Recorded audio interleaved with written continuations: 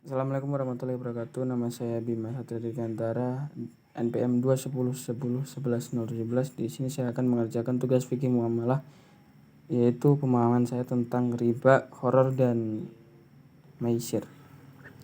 Yang pertama yaitu adalah riba.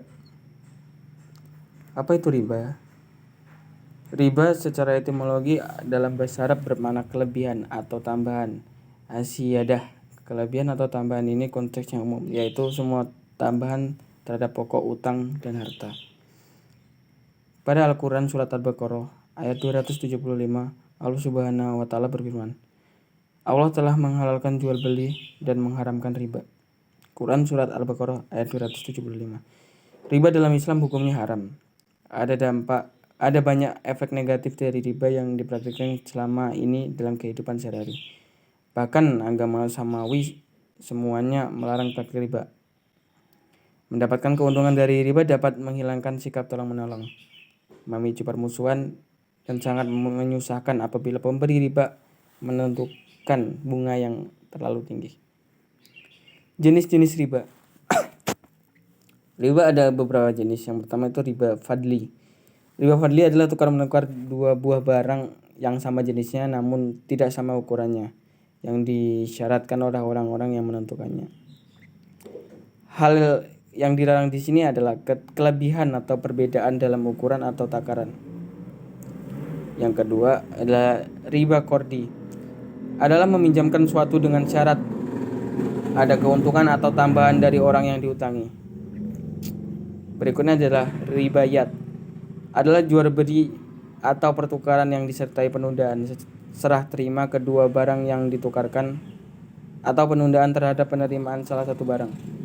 Misal, jual beli emas, perak, dan bahan pangan yang penyerahan barang ditunda sampai harga emas naik atau turun. Riba nasiah adalah tukar menukar dua barang yang sejenis maupun tidak sejenis atau jual beli yang di pembayaran disyaratkan lebih oleh penjual dan dilambatkan. Misalnya membeli hewan namun pembayarannya diberi jarak waktu yang tidak menentu, padahal hewan itu harus diberi makan oleh si penjual setiap hari. Berikutnya adalah horor. Apa itu horor?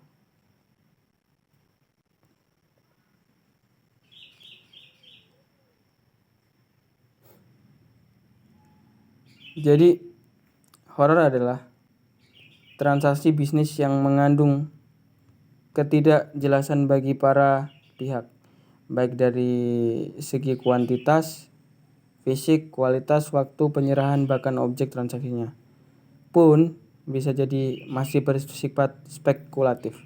Ketidakpastian ini melanggar prinsip syariah yang idealnya harus transparan dan memberi keuntungan bagi kedua belah pihak. Horor ada beberapa jenis. Yang pertama adalah jual beli benda yang belum ada. Contoh gorol adalah ketika benda yang dijual belum tersedia. Misalkan membeli anak sapi dalam perut tanpa menginginkan induknya juga. Kemudian ada lagi jual beli benda yang tidak jelas harganya. Pada nominal harga objek transaksi, misalnya hari ini sepasang sepatu merek X dijual dengan harga 1,5 juta apabila dibayar lunas. Namun jika membelinya besok harganya naik menjadi 1,7 juta per pasang. Berikutnya adalah jenis beli benda yang sifatnya tidak jelas. Transaksi tanpa ketidakjelasan sifat objek. Contoh yang dapat kita jumpai adalah menjual mangga yang masih berada di pohon dengan klaim bahwa rasa buahnya manis, padahal penjual belum memetik dan mencicipinya. Jadi pertanyaannya, apakah horor diperbolehkan? Ya, jadi meskipun horor adalah hal yang dilarang dalam ekonomi syariah, namun pada situasi tertentu Islam tetap memperbolehkannya. Di antaranya di saat adanya hajat, lalu horor dalam jumlah sedikit itu tetap diperbolehkan. Horor dalam akad terbaru tidak dilarang. dan horor bukan dalam inti objek akad itu boleh. Berikutnya adalah maisir. Maisir adalah jenis transaksi permainan yang di dalamnya terdapat persyaratan berupa pengambilan sejumlah materi dari pihak yang kalah oleh pemenang. Atau simpelnya sebagai judi atau taruhan. Itu simpelnya. Lalu mengapa maisir dilarang?